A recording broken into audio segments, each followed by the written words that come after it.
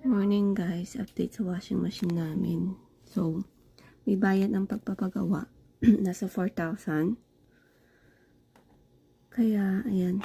Ginawa na lang ng paraan ng asawa ko. Ginawa niya nilagyan niya ng tape. Para hindi mag-leak yung tubig. So, working naman siya kahit paano. So, relate update. Nagkasakit kasi ako.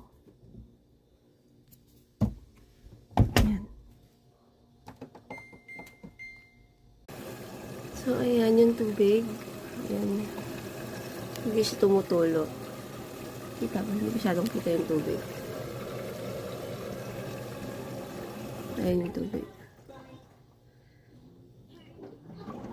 Kuha naman siya sa electrical tape. Ayan o.